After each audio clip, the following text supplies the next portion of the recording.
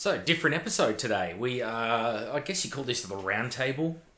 Where it's actually three dudes standing around a microphone stand.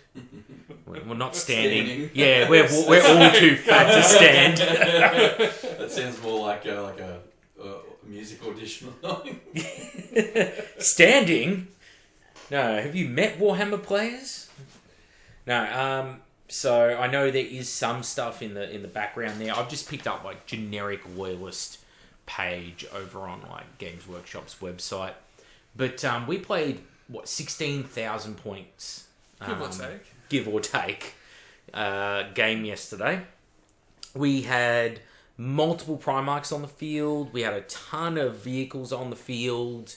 We also had Mechanicum on there, as well as Legions, which we feel sorry for Ryan. I've not seen rolling that cursed in a long time. Yeah, he really should have paid that gypsy woman. Yeah. Yeah, you piss off the wrong fucking Baba Yaga and you're done. And so I don't think any of us can complain about our rolling at all after seeing his. And I had one streak of fucking brilliant rolling there. Immediately after Ryan shit the bed with his rolls as well. After he shit the bed. Cool, you didn't roll the best dice from the start, but like it was pretty ordinary. Out though, like it evened out over the game. But yeah, Rhino's was particularly but distracting from his game. But it was just like he had the Overwatch, he had like the 40 bloody shots with it, misses with like 2/3 of it, and then not just misses, but like has like 50% ones in 40 dice, and then wounds with nothing. Maka makes how many saves was it? 26 3-up invulnerables. Yeah, I made 26 out of 30 3-up invols on Vulcan. Yeah. And then he immediately goes to Overwatch again. Same bad luck, somehow even worse. Yeah, it happened about 4 times where he's rolling mass dice and was rolling percentages that were sort of beyond bad luck, right? Yeah. You have you could be, say, roll 40 dice and expect, a bad roll means I'm going to get let's say I'm going to get half misses or something like that on a 3+. That's sort of like a law of averages. It's a bad roll, but when you're rolling when you're rolling 90% misses on 40 dice, that's and he refuses to upgrade those dice that he carries around this hobo bit. He's not a poor man, right? He could buy dice. He could afford that. He could find a way. He has a resident Mechanicum army. The man could afford dice. He just insists on using these shitty Dark Angels 40k. They're not little those old little 10 mil dice. Yeah, 10 mil dice. They're terrible as well. 16 mil's where it's at, right? Yeah. And he just insists on using these things, and every time he's army shits the bed, a little bit more of him dies inside, and you can just see it in his face. And it was the first time he's used this dice after leaving them at your place since last time we were here, 2-3 months ago? Yeah, probably. And when you play Mechanicum, dice are kind of important, right? Although, in this matchup, so talking a little bit about the game, in this matchup, it sort of ended up as Space Wolves went up against the against the Iron Hands for the majority, and the Mechanicum went up against Salamanders for the majority. And he, like many Mechanicum players, built a very plasma-heavy list. Pretty much the only plasma you see in bulk these days is Mechanicum, just using bulk plasma, phase plasma fusels. And that works against the average player. The thing is, I'm not the average salamander.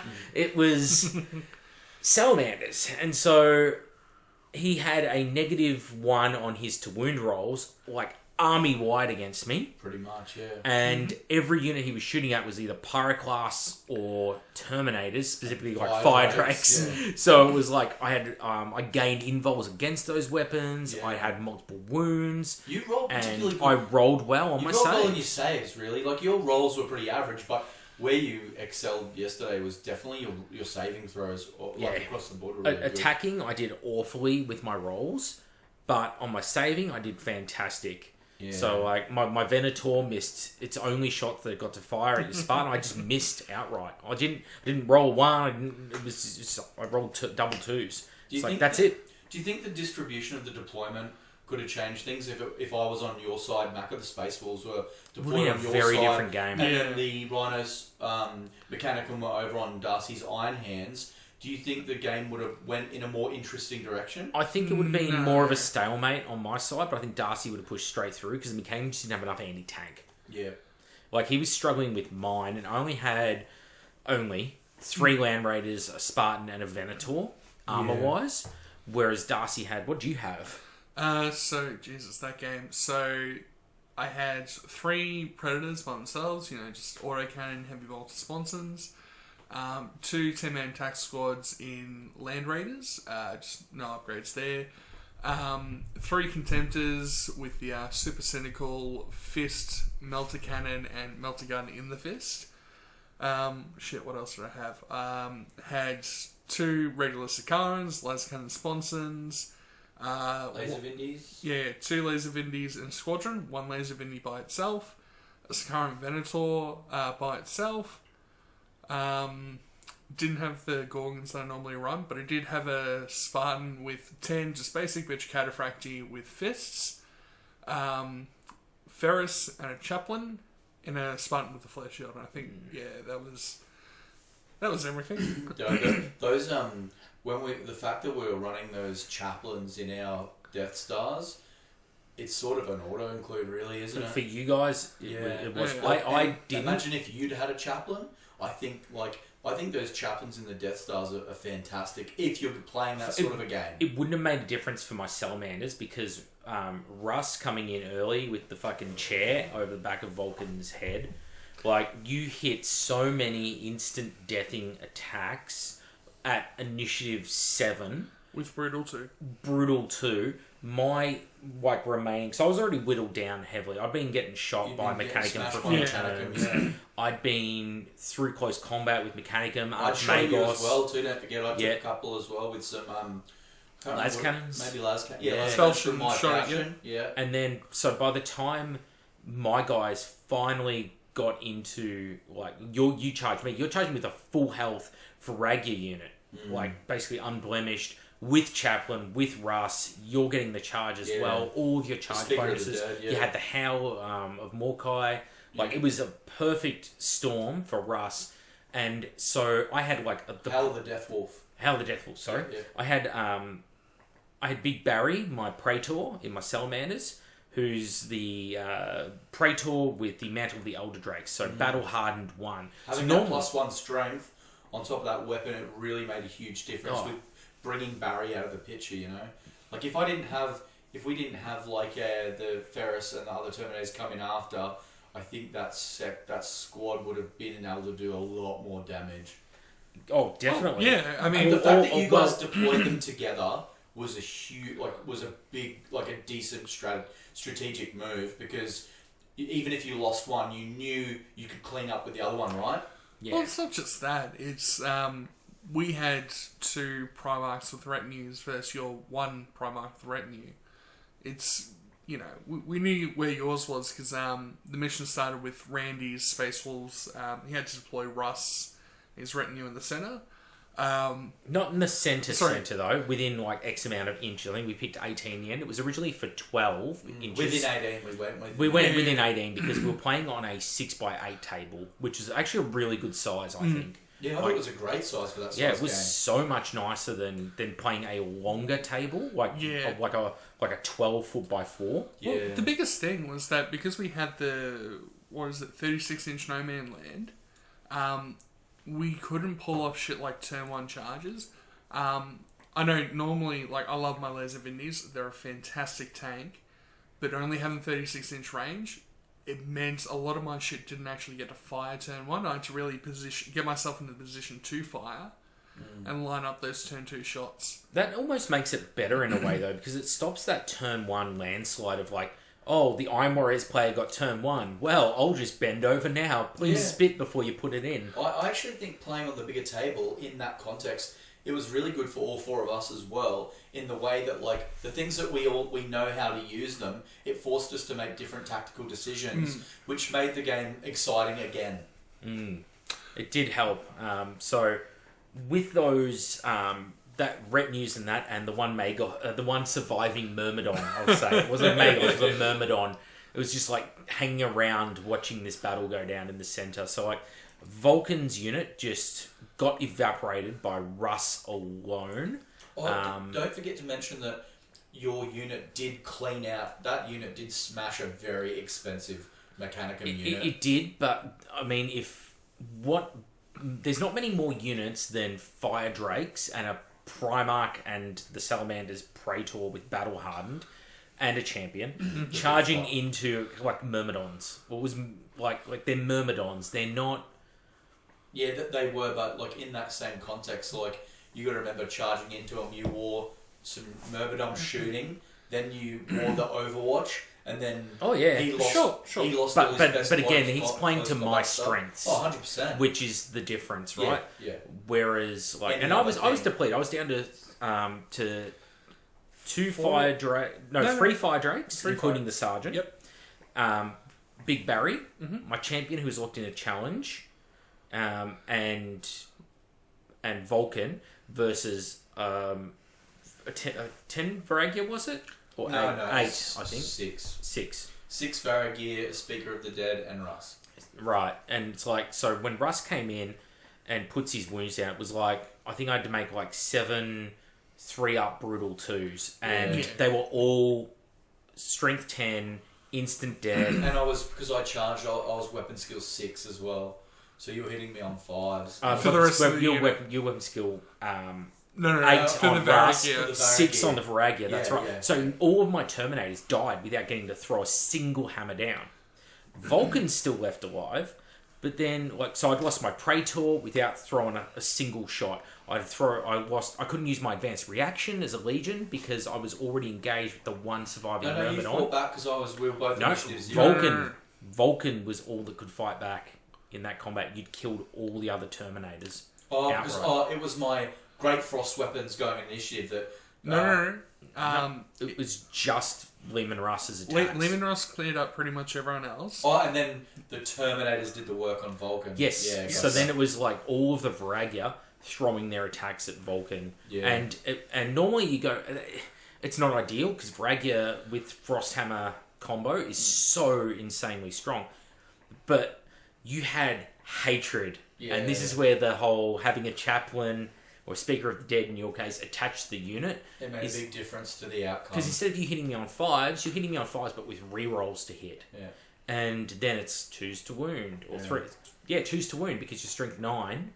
Building on that charge, quickly, building on that, I think it'd be really interesting if we did a playtest with Primarchs, their Primo Terminators, and say, like, a character, and did actual, like, face-offs. And see which ones came on top. Because some of the special Terminators in some of the Legions would offset the weaker Primarch, and then vice versa. But not everyone's got elite Terminators like that. Blood Angels don't. They do, but they're not good. And neither Sangi. No. But yeah, Sangi's crap. Sangi's not good. We've got issues. Let's talk about that, right?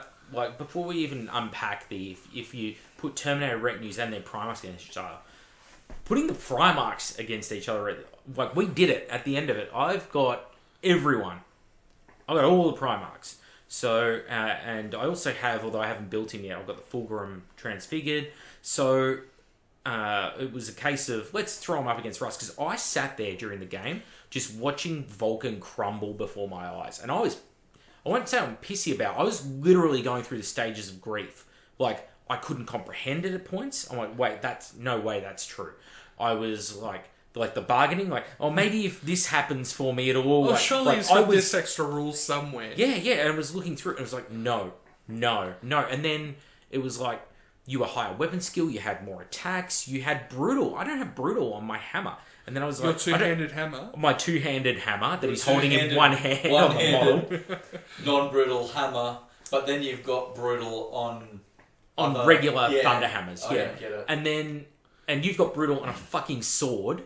And it was That's a good sword. Yeah, and it was like my warlord trait for generic warlord trait for salamanders, I can get +1 to all my leadership checks and ignore fear. Or when I take Vulcan, I get stubborn.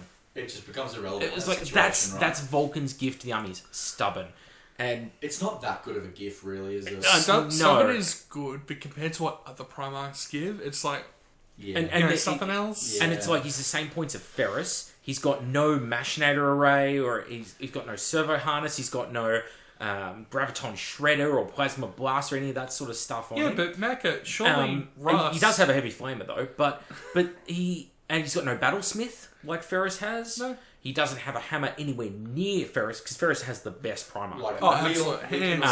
We can all hands on agree that Ferris is stupid. And then the worst part for me was we're flicking through the books, checking as we're doing these duels, and I see I'm actually 15 more points than Lehman Russ, and you should be one of the lowest points. So I could take 100-point deduction, and I don't know if it would still be enough to fix 100 Vulcan. points would. I don't think so.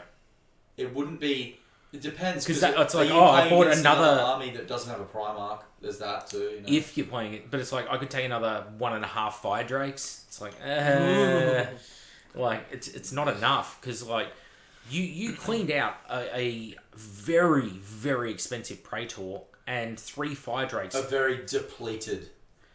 Yeah, but it was just with your Primarch. Yeah, of course. Oh, my Primarch's good. Like, there's no doubting how good Russ is on my paper. Primarch couldn't do that. No, he couldn't. If Macca didn't roll really, really freaking well for his saves, you would have wiped the unit. By all accounts, you should have wiped the unit. Correct. Yeah, that was the intention, right? So I could fight fair. I could went into the Ferris fight on not on the back foot, essentially. Yep. Which was the intent, right?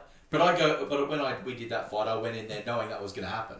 It wasn't like I went in thinking, "Oh, I hope Vulcan doesn't kill me turn 1," right? Exactly. I know it's not going to happen. And back Darcy and I, we're going to use Vulcan as a road stop here, so that Ferris can go in and kick face. And then it played out exactly that way. But the thing was, it was so insane to go from like my Vulcan stats to watching Ferris then go in there and just dominate like the unit. What wound up happening was after Randy charged bloody Russ in, his unit wipes out. All Macca has left is Vulcan on 1 wound.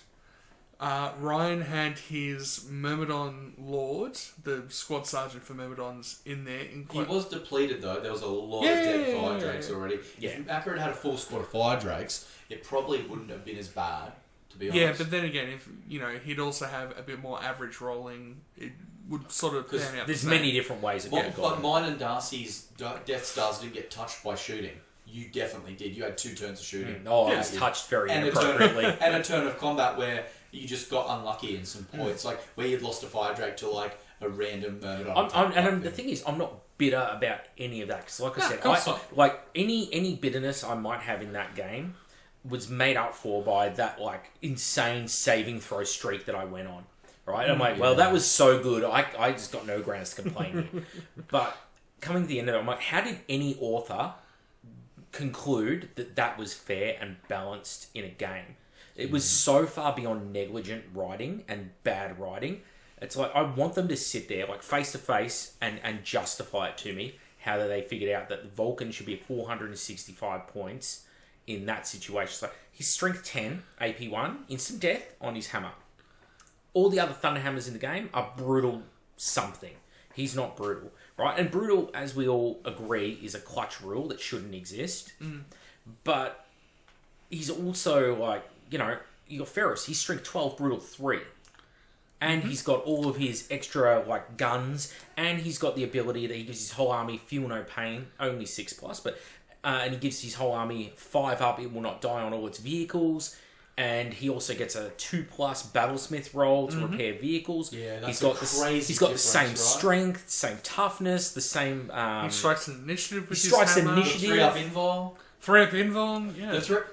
That's interesting. Building on that, we fought a heap of the Primarchs at the end, and like Perturabo killed Russ. Yeah. Because of the 3 up invul and the brutal. Yeah. Oh no, it was a 50-50. We played it out. Yeah. And we had Perturabo and Russ. It basically came down to, like, literally dead down the middle. If you make 1 save enough with Perturabo, he's guaranteed to kill Russ. Yeah. It's literally down to 1 wound with Perturabo because of Brutal. Even though he's hitting him on 5s, Brutal is such a strong rule with hammers, with any weapon. Like, and the invul difference. And the 3-up invul. I think the only Primarch we did that actually beat Russ, that didn't have insane rolling, Fulgrim, was Fulgrim, and he's the only one that didn't have Brutal. He did have the 3-up invul, and that was mostly... And Russ rolled bad. Like, you rolled bad then. He did roll bad. One turn was a particularly bad roll. One turn was particularly bad with your attacks. You only landed, 1 hit, which... out of 7. Out of 7, which, that's... Statistically unlikely. But even then, after all of that, I only copped 1 wound out of, I think it was 3 rounds of combat we did. Yeah, you were 5 wounds, I died. Yeah. So, and mostly it just came down to the fact that Fulgrim had the throw-up invul, so I was making more saves. So the Brutal, it sucked because I was rolling more dice.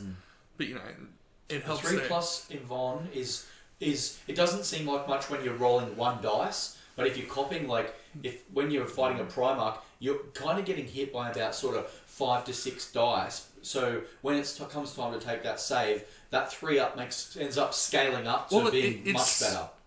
Again, napkin math. It's about a third better than a 4-up save. Because anyway.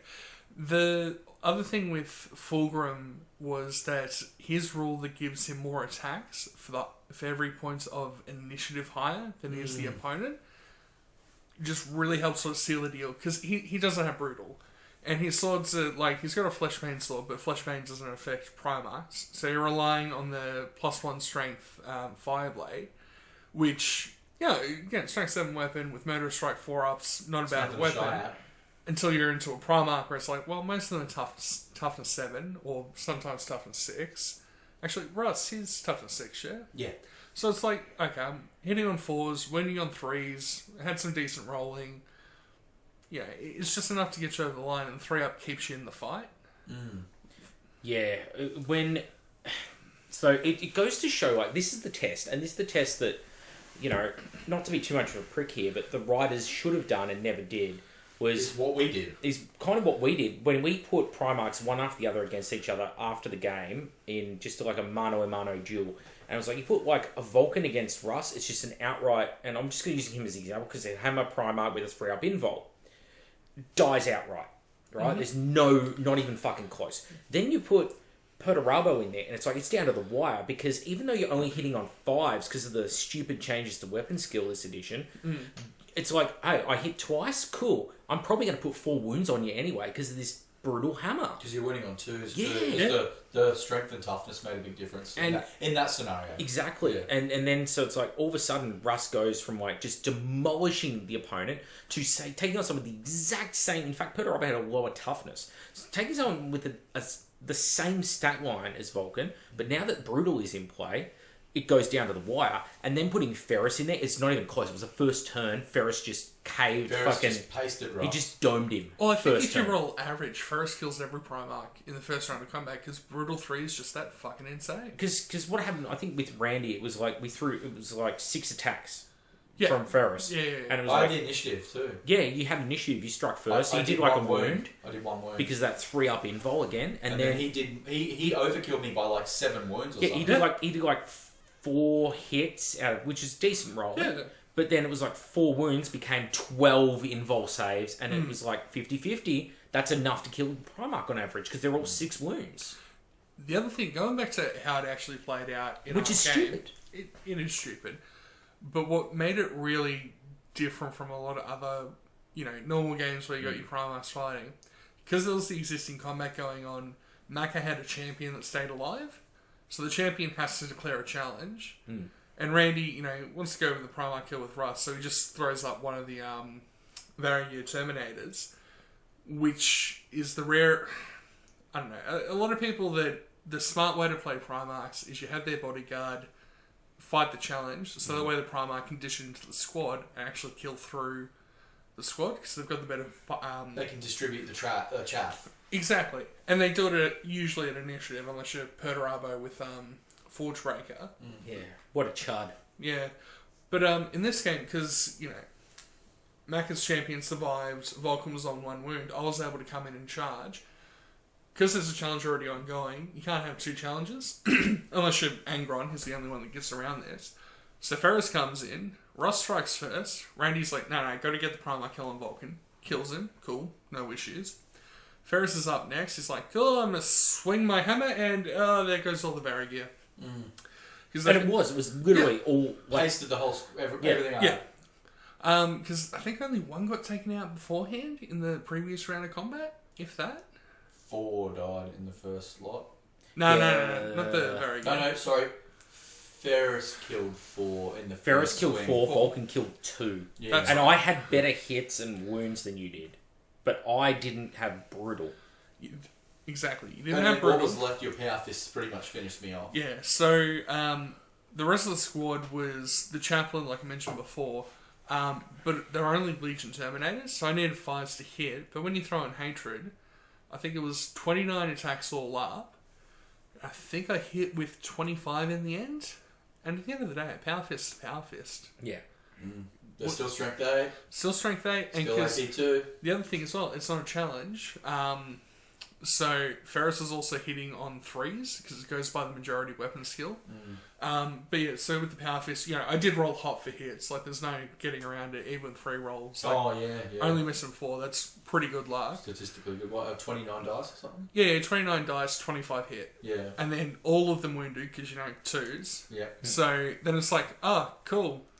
4+ invol isn't good when there's 25 dice. Exactly. So it was like the Instant death. the first 2 characters, because he had your Speaker of the Dead and but I also have my Thane for my... And no, he was in the challenge. You Yeah. had one other that was still there. a Speaker of the Dead and one more Varangier. Yeah, one of the Varigir. So it's like, cool, just roll the 2 dice because they'll die all the same defensive profile. It's like, double 1 to begin with. Shit. So it's like, cool, roll all of these for Russ. Yeah. 5 at a time, then 3 at a time, then 1 at a time. I think there was 2 dice left when he died or something. When he died, there was 5 attacks that were left. And it's like, well, they're still into the challenge. And it's like, cool. Don't worry, Macca, I saved you. Yeah. Yeah, so my champion's just left, like, standing there, like the Pulp Fiction, like, looking around the fucking room. Hey, he did have a crack. He did fantastic, that champion. He was my MVP. Because he killed Ryan's Magos. His Arch Magos. Too, yeah. And he was a tough mofo. He is a tough Yeah, mofo, but but 3+ again... involved with toughness 6, wasn't it? Yeah. Yeah. Which doesn't matter when you're Ryan and you roll double 1s for your save. Yeah. That was savage, yeah. Yeah.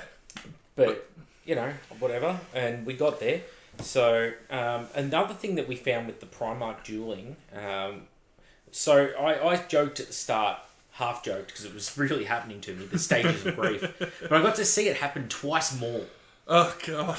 So, Darcy...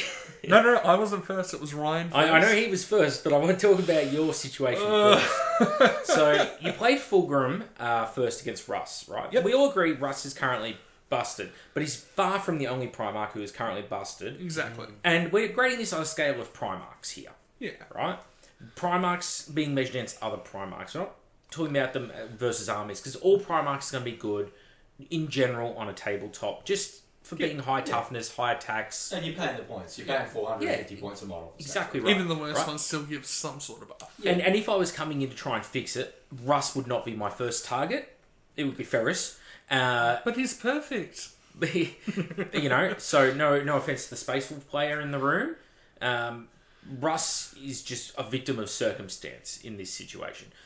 But you played him with Fulgrim and it was tight, right? It was pretty tight. Like, if the dice rolls were a bit more normal, it probably would have come down to, like, maybe Fulgrim on, like, 2-3 wounds, or maybe... And how many points roughly is Fulgrim, do you remember? I know last edition was super cheap, like 385 or something. Yeah, I think he's like 420 or something. 420. It's relatively cheap, Yeah. this edition. No, for a Primarch. Fulgrim beat Lena Russ pretty convincingly, I thought. I think you could probably fight him 5 times, and 3 out of 5 or 4 out of 5, Fulgrim's going to come up on top. I reckon that's a fair call.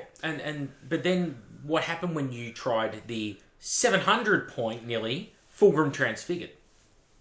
What did we discover in this? So, like, I looked at, EC is my other Legion I play, and I looked at the rules for all the Emperor's Children Heretica stuff when it came out, and I'm like, wow, this looks awful. I'm just going to block it out of my mind.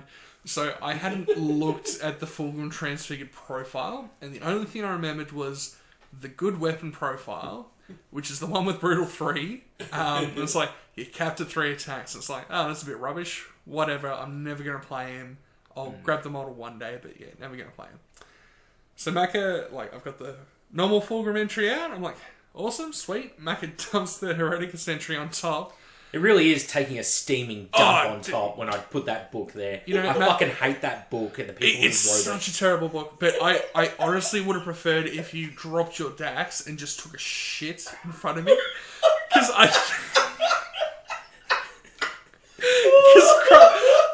I've come off this, the previous Fulgrim, and I've looked at his stat line, and it's pretty average for a Primarch, but it's going to be... You're right there, Randy. Randy said I would walk away from the mic because he's just dying of laughter. He's walking through our wardrobe. We're not coming out the closet. So, he's got all the special rules. He's got the thing that gives him more attacks the higher initiative he is. I'm not going to lie, guys. Taking a dump on the Emperor's Children stuff, I don't think they're going to care. So... And then look at Fulgrim Transfigured, and like I said, he's 660 points or something ridiculous. He's a lot of points. He should be helicoptering people. And he's huge. Oh, massive! Physically huge. So I look at the stat line, and I'm like, he gets 1 extra point of initiative? It's that's the only difference. And that doesn't matter because he's one of the highest initiative products to begin with. But it gets worse. Oh, no. We're talking about the highlights now. He also gets 1 extra point of toughness. It's tough 7, so I was like, oh, okay. Plus he's got wings, so he can move fast. And then it's let's look at the special rules. Where the fuck are my special rules? It's pretty standard demon stuff. It's move through cover and But where's my thing where I get more attacks if I'm faster? Why is he no longer because the rule is Sublime Swordsman. Did he forget how to wield a fucking sword? He's got 3 of them. It's okay, let's look at the swords. Oh, no. So I look at the first one, and it's it's AP2, it's not even flashback. It's bad. Yeah, it's just, it might be instant death all the time, but for fighting a Primarch, it's got nothing. And then the other one, I'm okay, here's the powerful profile. Wrathful Blows, I know that's only limits him to 3 attacks. It's Brutal 3, though, so... The fuck do you mean it's unwieldy? Hold on. You've got Fulgrim, who's known for being fast, who's now a Demon of Slanesh, who the whole thing is striking fast and quickly. And why? Why would you do... you've already limited the amount of attacks. Why do you need him striking initiative 1? So I was fuck it, I'll use the other profile. So I roll it. I absolutely... I rolled horribly. I think I rolled 5 1s and a 4. It's okay, take a save. Randy saves it, no issue, whatever. Randy attacks me back. I'm still rolling absolutely horrendous. I think I copped 3 wounds. Yeah. Or 2 wounds. Boy, he doesn't have his same invul. Yeah, his invul save gets worse. It's only a 4-up. And it's why? Why is it now worse? But here's the funny part. I lost combat. Now, normally with Primarchs, you don't give a shit because they're fearless. And with demons? Demon Primarchs aren't. No. They auto-pass morale, but if they need to do a morale check... it's if they fail a morale check... Sorry, if they fail a morale check, which I didn't, but they take D3 wounds. So there's a very real possibility that Fulgrim just kills himself, because he's so shit, he can't do enough wounds. In turn 1. In turn 1. Primarch fight. Entirely possible. And it's oh no. And the entire time, I'm reading this before we start rolling the dice, and just both Ryan and Maka are pointing and laughing at me, haha, now yeah, because we'd already been through it. They've been through it, and it's We haven't found Randy's moment yet, but we will. We'll find his moment of weakness. I don't know, we got him pretty good. It was when Fulgrim slapped me. 5 wounds to 1, 5 wounds and I'm dead. That sucks. It sucks, but you weren't sitting there looking like when George Bush was told that the two towers had come down. He's just sitting there in that little primary, kindergarten room, just staring into the abyss. Hit the second tower. When we played this big game, I had to distribute stuff so I could do some heavy lifting on both sides of the table. Though. Yes, you guys were definitely at a disadvantage.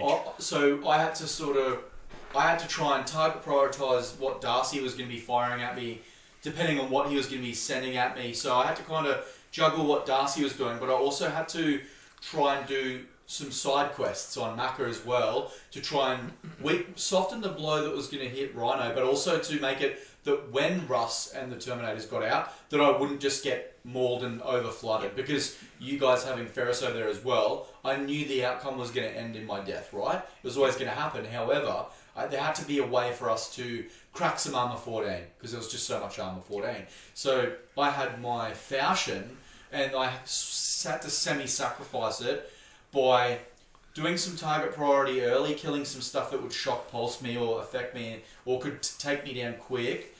Or I could go into the middle, shoot a couple of things, and then crack a couple of armor 14 things open with him, losing him in the process, so I could make those sort of... They were kind of like big ticket decisions that had to happen during the game that would definitely have a huge outcome. It's hard, even in a 16,000 point game, 650 points for a tank is still a lot. And when you've got cheaper tanks that can, I guess, chaff firepower it can still bring down a super heavy. A couple of dreadnought shots with a multi-melter and then throwing some laser Vindies into it, it doesn't take very long before you're really losing a serious amount of hull points. Especially if they're making those multi-pens. Yep, getting explosive results with the laser Vindies, exo shock rolls as well. Yeah, we also had two Venators, yours and mine. Yeah, and it didn't was do like, anything. They didn't do anything. I killed both of them with that's that the tank, thing. yeah. You were like, fuck letting them do anything in the first place. You have to shut it down, but then you have to make those decisions. I think the outcome for the game, like you guys come away with a pretty decent lead victory points wise, right? However, so I think it's worth explaining the mission because we didn't play any of the current ones. We picked one of the books because they're all awful universally. Yeah. How do you fuck writing missions when you've got like a million to choose from already? Like there was 9 books with half a dozen missions in each book minimum from last edition. They carried none of it over correctly, and then like because we were talking about it the other day actually when we were talking on Discord. It's like. You've got all these stupid 5-turn missions which just devolve to kill points in the main rulebook. So then they try and fix it with Siege of Cathonia, and they're like, oh, well, people want, fast-paced games or something? No, it's like, look... Objective-based games, more so. Not just that, but like, if you're... The whole idea with the Cathonia missions were they were supposed to be more event-friendly. And one of the criticisms against Heresy is, oh, it takes so long to play. It's like, no, it doesn't. Once you know what you're doing... You can smash out a 3K game in about 2.5 hours, depending, right? We played 16,000 points, and we, like... I was we cooking would brisket, we went out, we drove out for lunch, we took heaps of breaks to drink and piss. Yeah, we would just take... And we took us, 6 hours? To be fair, we set up the night before, but even then we only spent about half an hour actually putting models on the table. And again, we're taking our time, not being, serious or anything. I think it took us... We started... Probably 10, 11 no, it was 11, and we were done 5. Before then. Really? We were done by like 4. 3:30, 4. Oh, okay. And like again, we literally took an hour break for lunch, and on top of that, we were just like you were saying, we were just talking, laughing. There were points where we were literally just having a conversation for 20 minutes, doing nothing. Yeah, we had Chappelle Show running in the background. The Chappelle so Show. like I just put on a random Chappelle Show DVD, and then like we get caught up watching bits of that. And I think, to be fair, what did help us is because it was a 2-on-2. Anytime like someone stepped out to take a piss or was focused on something else, we were rolling for each other's stuff. Yeah, Brandy, you were stuffed yesterday. You broke the seal too early, and you were just way too every early. 5 minutes you had to go. You were pissing like a pregnant woman. It was shocking. It was a hard game. I think going back to like what originally like what led to this, but I think if Rhino had bought a Legion, any Legion, I think the game would have probably been a bit. I want to say more fun because I had heaps of fun playing, but it would have been easier. It would have been closer. Yeah. It would have been... I think the main thing is if he had his own Primarch with a retinue and a Spartan, like the rest of us did, it would have equalised that, and then everything else is a bit more. You could balance the probabilities of stuff, couldn't you? Like you could have focused Ferris somewhere else, right? Yeah, not just that. It means me sticking. It also depends on the opponents as well, because in our instance, tank army for Darcy, hard for him to break open with a majority strength 7 plasma based mechanic command, which is the dumb thing. And then having my army, which is just like. I had a decent amount of armor, but all my shit was just so resilient, like I was talking about earlier. And AP4 too. Yep, and I had so much Strength 6 AP4 templates. Like, it's the only time I was just throwing mass fire out, and it was effective. Because it's just not, like, I played Darcy at Horuscon. I dropped, like, 30 wounds on his Terminators in a confined ZM with the Mournival FAQ boosted flamers and literally didn't kill anything. Yeah, I would really like to do this again. The same sort of 16,000 points when we all meet up again for the next time. Yeah. Get another Legion involved, but maybe because we did it semi sporadically. We should put we should pick a mission prior to it, but also put some like restrictions on ourselves. Like, all right, you can have this much of this much of this, so it becomes it feels like a proper thematic like Isvan type fight. Nothing was too crazy that we took, but like I took basically. Out of all Salamanders lists you could take, I had room to make it stronger, but it was very fucking strong. But if it was not Salamanders, if it was just the same vehicles, but it was something like, I don't know, Ultramarines, there is no way they would have stood up to that Mechanicum army. No. No way, no. The other thing as well, I know my list was essentially my 3k list, and then the last 1,000 points was essentially spent on Ferris and creating your Death Star, essentially. And half the Terminators. Because normally I run a Land Raider with either Cataphractii or Gorgons. I just upgraded that to 10 with the Chaplain and a Spartan, Flare Shield, all that. Ryan's list is very much... He hasn't added a ton to his Mechanicum army, except for some Myrmidons. So it's like a 3k list from last edition. Optimized. With some extra shit that he's painted up. With his... poor Knight Atropos. That thing was so beautiful. He put so much time and energy and passion into it. He ran it for 2 events in 1.0. Both times they got like absolutely shut on. And then the rules for 2.0 dropped and it's like, wow, this is just... even worse. You're giving away like price of failure on it too. Although he did get the Vortex off, which made him a very happy boy. Which then proceeded to do nothing. It didn't, but it made him happy for that brief moment. It brought back the sparkle in his life, brought back some colour that made his life worth living. It was even funnier when I drove off at the next turn. Yeah, super heavies are so weird and how they function. You got lucky with the Battlesmith. That sort of tied into. Oh, it wasn't lucky. Like 2+ Battlesmith. It's a 2+. No. Lucky in the sense of like you had Ferris in there. Yeah. He has Battlesmith. Like any other situation, it probably wouldn't have gone down. So it's worth pointing out. I know we sort of myself and Macca ran away with it. So we never actually explained the mission. So the mission was essentially one side had their warlord stuck in the middle. In which case it was Randy with his Spartan full of Varigear and Russ. And then the victory points were you got a certain amount of points depending on when you killed the warlord. I think it was like 4 points if you killed him turn 1, 2, 3 points in turn 3, 4, and then 2 points in turn 5 on. Yeah. So if it's you had to do it in melee as well. You couldn't just shoot them off the board and score points from that. So if you did it in a challenge, you got those points automatically. No stress, nothing else. If you killed him in combat, but it wasn't through a challenge directly, then you had to roll a dice. It was a 5 up, and then you get your points. Looking back on that, then the win becomes a lot about luck in a way. If it's a close game, and then at the end one team rolls like a huge amount of like 5+, and the other one rolls none, it kind of takes away how well they did. Part of that mission was, I picked the mission because I thought, this will be really fun, like encouraging us to have like our Primarchs and all that clash in the middle. Fun. And it was a fun mission, but it didn't at all pan out like I did picking the mission, because it became very... everyone was too tentative to charge in. You're holding back with Russ going, look, if I charge in too early, I'm just going to get 2 Primarchs down my throat and I'm going to get fucked. That's I had to hold no good. Yep. I'm holding back, so I'm like, if I get too close to Lehman Russ, he'll get a free charge off on me. Darcy's sitting there going, I've got to get up there at a decent pace, but if I just throw Ferris out, the exact same thing's going to happen, where Russ's unit will get the charge on me.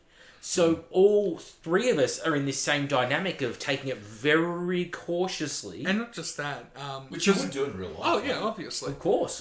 And arguably the correct thing to do when sort of I saw Randy get into combat with Vulcan, if he wiped it, it would have been like, cool, I can't go near him because the advanced reaction from the Space Wolves means he's going to get the charge on me. Fuck that, I just run away. And that's no fun.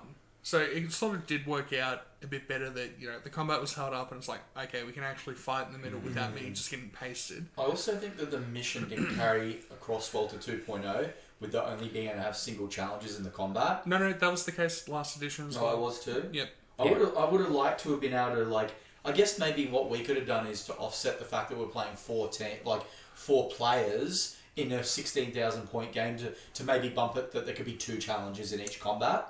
Maybe. It got very difficult for me fighting Ryan, because even though I got a lot of victory, I was sitting on 6 VPs after 2-3 turns. I'd done well. But straight up 6 VPs or potential VPs from Ryan? No, because I killed his Warlord in turn 3, and that gave me 3 points there. Yeah. Plus I'd killed... In a challenge? Yeah, in a challenge. Yeah. And I'd gotten killed the Atropos, got Price of Failure. Yeah. So things like that. And I'd killed another couple of units, but very few of his units actually had characters. Because Mechanicum doesn't have squad sergeants. Oh yeah, and I had a super heavy as well, so that was another thing too. We probably, obviously because we had our armies already ready to go, if you think to yourself, oh, well, we've got 2 super heavies, they're going to get killed, right? They're gonna, statistically, they're going to get killed. There's going to be 2 free VPs in a game that's probably not handing out a huge amount of VPs, right? Yep. I mean, it's sort of evens out by the fact that Ryan doesn't have a ton of characters in his squads, so you don't have as many to offer as we did. Yeah, he had a few. You killed 2 on the other side of the field. Through shooting. Yeah. Yeah, he only had about 6 characters, I think. But you could have been more aggressive with your Land Raiders and got the victory points. Didn't need to. I only had... You didn't need to, but you could have. Well, actually, it's not that I didn't need to, it's that I couldn't. I only had TAC Marines. TAC Marines don't fucking kill shit. I had trouble, because once my Pyro class were doing great, up until the point where it was anything Magosy. Yeah, as soon as he has because it's Machinary Race, it's initiative... level AP2, no invul save. So I accepted the challenge because I always accept challenges, right? Because I just think it's thematic. So even when it's bad for me, I just accept the challenge. So I accepted a challenge with the squad sergeants against guys who have 3 up invul saves, strike initiative with AP2. I knew which way the wind was blowing in those situations. But for the sake of the fun of the game, I'm happy to let that happen. And it happened exactly as you think it would happen. I lose the squad sergeants. It's oh well, but that was he's getting VPs there, easy. Those are easy victory points for him to get, compared to him trying to shoot me to death. So ironically for Mechanicum, it worked out better just going into close combat with the Salamanders. Yeah. But if he did mess up with his Ursarax, he declared them charging first because he was so keen to get them in. Instead of Thalax. So I'm like, cool. Overwatch. Salamanders War Death, take 10d6 over. And it was just AP Force. Yeah, it's they just cease to fucking exist. 58 they won't moves. even be alive in the next game he tries to run them. They were that dead. If he would have got to attack you with the Ursarax, that would have hurt. That would have hurt. I would have killed him, but it would have killed most of that squad. So then... he didn't have much anti-tank as well, so while I was there popping Darcy's tanks open, he didn't have enough... He didn't have enough for as many tanks as we had. Yeah. He had a lot of photon thrusters. Dark fire cannons. So they're Lance. So we're only armor 12. But the problem was 36-inch range. Only 36-inch, and he only had them on 2 units. Castellax unit and a Myrmidon unit had them. Yeah, the Destructors, the heavy support ones. And then he had the Atropos with the Lance and the Graviton Vortex. Yeah. So he had decent, and against the average army, and again, this was more of his 3k army, that can work. these were 4K armies, and it was 2 tank-heavy armies. And on a larger board where it's a lot harder to engage with the 36. Getting that line of sight, because I feel There's a my lot of boards loss. are, It was are, good are terrain the for the right board. mix of, Yeah. you know, and that's come I feel from a lot like of it might have feedback been. too. We might have set it up too heavy in the middle. Like I think one of those big pieces of terrain in the middle might have been enough. I disagree. No, you don't think so? If we didn't have... If we didn't have that, then you would have just been able to sit a las cannon squad there and just have big 48-inch. Yeah. Yeah, but in the same breath, you could have easily plucked them out easy with your tanks. Not really, because you had the beat on all of our tanks. And you get return fires. So if we're Yeah, that's silly a big- enough to that's big fire at ticket. you, it's just like, Yeah. cool. Allow us to let you kill one of our tanks in our turn. You know, it's And again, very dangerous. Randy, you're also not an idiot. We can't bait you out by like, oh, shoot you first with the Predator. Yeah, I'm not stupid. Yeah, and it's like, well, because I did exactly this. I think it was turn 3. It was like, fuck it, they just need to go. If I lose tanks, you know, I've killed enough shit on this side, it's fine, right? So I shoot with the Predator first. I'm like, oh fuck, I get like 3 rends with this. All right. You gonna shroud Randy? Nah. Like, oh, fuck. Cool, whatever. All right. Kill 3 dudes. Go on to the laser bindies next. Right? Shooting is like return fire. I'm like, motherfucker. Yeah, I wasn't going to make a stupid tactical decision like that. So, like, I killed 6, and it's like, cool, you take 6 back in return. It's like, oh, no. What do you roll? You know, 6 pens and glance. Fuck. So, It's the Sunder. It's lucky. It's Sunder. lucky you got lucky with those cover saves. with the cover saves, yes. Yeah. Yes. So, I only lost one of the laser bindies, but, you know. You've really got to stop and with things like return fire. You've really got to pay a lot of attention to when you're using your reactions in this game. And at 16,000 points, that doesn't change. That's, you know what, that's across the board though, because like I had an advanced reaction up my sleeve, which I was hoping to kill Ryan's last Myrmidon, get charged by you, and use my advanced reaction. But because of the bullshit way that the game mechanics worked, I couldn't, which was +1 weapon skill, +1 strength, +1 attack to Salamander's units. That's a decent one, eh? It's That's decent. good. You take a wound for every model, basically. Like, you have to take an armor save for everyone at the end of that turn. Which And when you that's got a 2+ fun saves, advanced reaction, yeah. but it's so hard to get because like all it needs is one person to already be engaging you. Then you can't use it, and you're not gonna like. It's a fucking fire drake's like list with Vulcan, like.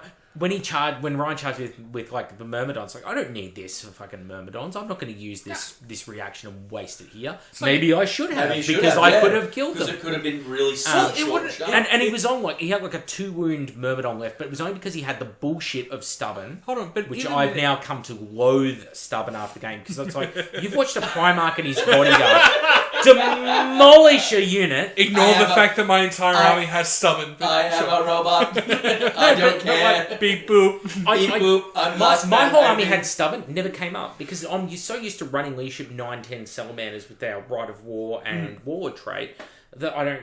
It's never been a problem for me. But it's like you've essentially just made it fear light trademark because. Well, I didn't use like in the same breath. I didn't use my one.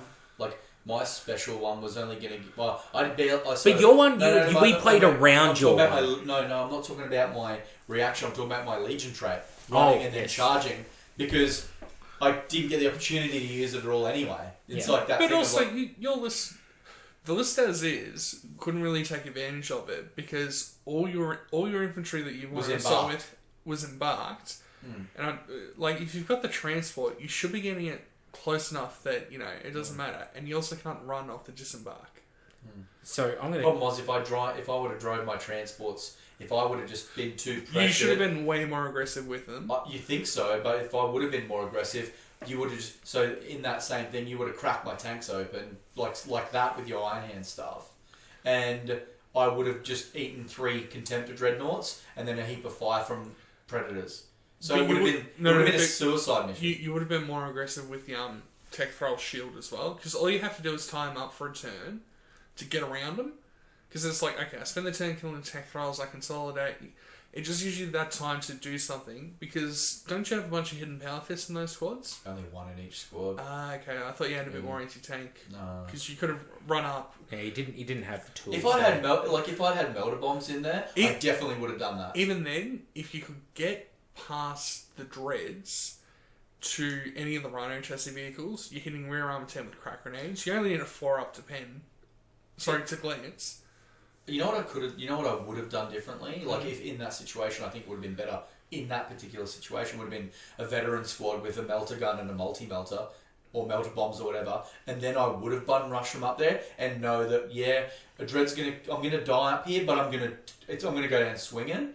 With my grey stalkers, I could have gone up there, done a little bit of hurt, but I just would have got blown off the board so quickly. It would have happened. Like, there was so much heavy firepower over there, and I kind of left you in a little bit of a stalemate too. So me holding back semi-forced you to go, well, he's holding back, I kind of have to go forward. So it didn't give you that thing of like, you could easily have like, I could have ran to you, you blasted me and then gone, okay, now I'm going to turn on my tanks around, head through the center and just shoot everything in the center. You know what I mean? So it's kind of like, sometimes it's not always about getting in their face and killing it, but I also had to slow you down. I had to not allow you to capitalise on all your heavy firepower and direct it into the middle where I needed Russ alive and I needed to have the Mechanicum not getting blown off the board at the same time. I think to a degree that's true. I think the biggest thing that slowed me down from getting quick progress was the size of the board. Like I was saying earlier, because it's a 36 inch, because we instead of 12 inches then we did 18, that's why No Man's Land was 36. But again, because the parking lot, you can't fit everything up right on the board edge. There was terrain in the way that I had to go around. Like, the Dreads had to run first turn to get anywhere. Otherwise, they're only moving 8. They still couldn't shoot anything, so it's like, there's no point. Which I really loved. It forced you to use your Dreadnoughts more tactically, right? It also means that if you're playing, if it's a 4-turn Chthonian, it's part of the reason why I don't like Chthonian missions ending in 4 turns. It's done and dusted. But it's like, okay, this mission technically could go to 7 turns, I believe was the cap, which very rare, even in first edition, unless you're doing like a Iron Warriors going first. 5 or 6, right? 5, sometimes 6, if right? you had Primarch telling you how to, etc., or No, Legion. it was the Legion Special Rider Wars. Wasn't the Rider Wars? It was the Legion traits, Imperial Fists and Iron Warriors would go to 7 because they stalemate each other. So we didn't go to turn 7. I think we finished up on turn 5. Yeah, end of turn 4. End of turn 4. But we could have kept going because there was still shit on the table. It's just But we knew the outcome too much to have it. Everything that else happened after that would have kind of been like anticlimactic. It would have been anticlimactic. But building on what I was saying though, Das, there was a turn there where I had Russ and all my Terminators. They were out of their transport in the middle of the field. Yep. If you were even slightly closer than what you were, you could have easily shot me off the board that turn. Easily. No, I still didn't have the range. Like, even if I pushed into the center... No, but what I'm saying is if I didn't pull you to me, then you would have been able to redirect leading up to that moment. Because by the time I got out... I know what you're saying, and that would have been true, except the only guns that I would have shot into that squad would have been the Laser Vindies. Everything else didn't have the AP or the range. But the Laser Vindies didn't have the range. I'd have to stick them out in the open with their side armor or rear armor facing your las cannons. That was a Primarch. That was about a 1,200 point squad. You would have killed with like 2 Vindies that probably cost you, what, 200 points each? No, it wouldn't have killed the whole squad. So it's only 6 shots. I probably would have hit with all because of twin links. Yeah. Let's say I wound with 5 because I seem to always, fail 1. You would have pretty much got most of my 2 to 3. 2 to 3. Which it's still good and it's still worthwhile doing, but it's not the whole squad. And again, you were safe in that space by that time because you'd already... No, the las cannons were still there.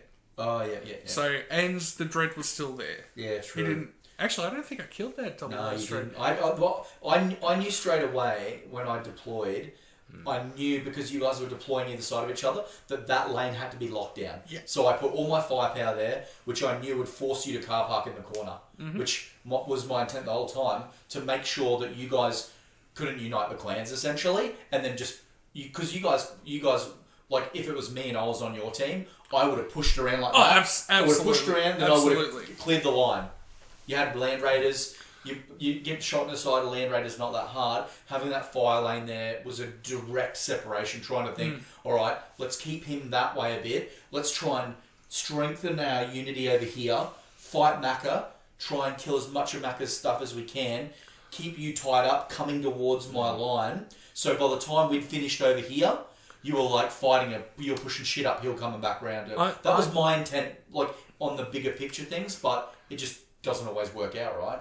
I think your biggest mistake, I don't even know if it was an actual mistake, was turn 2, you'd killed the Venusaurs, the Sakaran Venusaurs. Yeah, they were both done. You pushed your Falchion up, and you turned it to kill Vulcan's transport. And left my side and left your side wide exposed. So I was able to move the laser Vindies across and hit you in the side. Yeah. And one of them didn't even get cover saves. Yeah. And then the other thing is Macca had a Contemptor and a bunch of... Yeah, which I didn't know were in the building. You sort of forgot about them. No, I wasn't paying attention when he told us. I just wasn't. I knew there was Terminators. I knew there was Terminators. You didn't realise how because I accidentally killed one when I blew up your Venator. I was like, oh, he's got Terminators in there. And then all of a sudden, you didn't kill one. You killed like 3 of the fuckers. Oh, really? Yeah. Oh, okay, well there. Like, I feel like my target priority was right. My only issue was the biggest thing for me was like there was nothing I had what I could deal. Like Rhino couldn't easily just pop a Spartan, right? So when I did that, my actual intent was I knew if I drove up and shot his Spartan, I knew that turn I could crack it. With that, if I didn't, I could finish it off with the quad lasers, right? I knew it was a set, but what I didn't realise was the fact that, like, and the reason I did that was because if Vulcan and the Fire Drakes had the opportunity to move into that Mechanicum line, that game would have been over way quicker than it was. And me losing that super heavy wasn't as detrimental as what that would have been, letting 2 Primarchs hit that line without having to run up the board, cop some shooting, because like it wasn't just the fact that like they were going to run up and you run through the line. Being in the Spartan on that side of the board literally protected them from snipers, my las cannon squad, because eventually you would have had to have moved into line of sight for the las cannon, so I could have put las cannons on them, we had Recon Marines with Nemesis bolters, and we had Mechanicum plasma things that, even though they're not great... So funny you say that, because I'm very on record as saying Salamanders are less survivable than Iron Hands. And I actually saw that with the Fire Drakes copying it worse from his helical plasma mortar on the Thanatar. So Thanatar's plasma, he was double firing it, which you can do every turn this edition. 2 heavy and templates. 2 large blast, big plasma templates. Mm-hmm. So when he was wounding my Fire Drakes, even though it was -1 on his to wound roll, he's fishing for 4s anyway, because that's the breaching, and it's strength 8. So instant death, and I was losing, like on the occasional 1 and 2 I rolled, I was losing Fire Drakes to this, and it was chipping away effectively because I was so bunched up because my transport was blown up thanks to your Falchion. And the terrain was also keeping you compressed as well.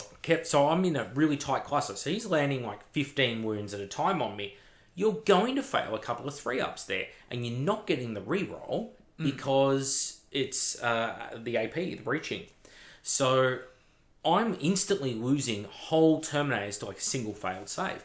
Meanwhile, when he does the same thing to Darcy, who's not as bunched up, admittedly, you're in more of a conga ring. I'll say more of a ring around Spartan. But when it happened, you're -1 strength to the attack. So even though your invul saves are worse, the consequences of failing a save, you take a wound, I lose a model. Yeah, instead of you got a 10-man squad, and your models were half the points of mine. Considering that they were the cheapest Terminators on the board, they did the most. They by performed. far. Yeah. But the other thing as well, Ryan, again, with his awful luck this game, he only managed 2 breaching shots, and the rest were all at AP4. AP4, yeah. And I didn't drop a save. Like, 2 up re-rollable, 1 in 36. I didn't even roll. But there you go. You were failing rolls, but you were rolling good when it counted, eh? So, I was really dropping rolls to begin with, which was against Randy turn 1 and a bit into turn 2. and it was all like 5 and 6 up covers. When you were trying to kill me as with well. shrouds and the odd return fire or the odd shot. Like there was a couple times where it's like, cool, I fire with the pred because with the pred cannon, and the heavy bolts are out of range. So it's just 4 dice and it's look at that, 4 fucking ones. Yeah, whatever. But once catalyst moments like. But then we got to turn 2. It sort of started to pick back up, and it's like, this is how my dice should be. The other big one was when I'd roll pens on your vehicles, like on the Land Raiders or a couple of ones and twos. Rolling 1s and 2s, and most of the people I've played, they know how often I roll a 5 or a 6, especially with the laser vindies. Yeah. I got lucky with a couple of your penetrating hits. Yeah, but it was turn 2. The moment my luck turned was when I shot at your falchion, hit all 6 laser vindies shot. Yeah, you wrecked it. Penned with 4 of them, did a glance with one just completely whiffed. Then that did enough hull points that I only needed 2 explodes results, and to get from the... I just needed to do 2 extra hull points from getting bonus explodes. Failed all the extra shock 6 ups, but whatever. And I got exactly 2 explodes and 2 on the D3. So it's like I did just enough to get it done. And then, still had a bit of bad luck. Every time I rolled for Macca's Terminators, I rolled 2, 3, 4 ones, which, not great, but... Whatever, I just gave you, my list was my 3k list, and my extra points was just Vulcan and, 10 Terminators with, a couple of Thunderhammers, a couple of Storm Shields, a couple of Lightning Cores, and, it was, and I was just like, I don't really care, here, Dust, enjoy it. And I was just we also had the majority of the strength on my side as well, because the extra Spartan with the Ferris and the Body R was on, it was rough on the outflank. But to get back to the Primarch dueling now, we saw another man get shattered. Ryan finally sat down, saw the rules to Sanguinius, and played him in the duel against Lehman Russ. Because his young bloke likes Blood Angels. Yeah. And Ryan also loves Blood Angels. They're up there for him. Dark Angels, Blood Angels. And then he's an angel kind of guy. And Night Lords, third best. He loves his Night Lords. He loves his Night Lords. And so we're sitting down, and he's reading through, and it's the typical Primarch duel. And he goes, all right, who goes first? Oh, let's check initiative. He checks initiative. He goes, oh, what the fuck? What the fuck? Sanguinius is only initiative fucking 6? Yeah, he was 6 too, not even 7. Yeah, so it's like Fulgrim is initiative 8. And it's not Demon Fulgrim, that's not Possessed Fulgrim, that's just Fulgrim. Like Great Crusade era Fulgrim. Initiative 8. Khan, yep, he's up high as well. And then it's like Lehman Russ 7. Sanguinius is 6. There are Marines in the game who are Sanguinius' initiative. Not even like one of his weapons had Sudden Strike or anything, so it's like, no, it actually works out fine. No, just flat out 6 all the fucking time. Thing is, so when he actually had a sword which had Duelist Edge, but it was the Moon Silver Blade. The one that you get which is after an you throw the sword. spear.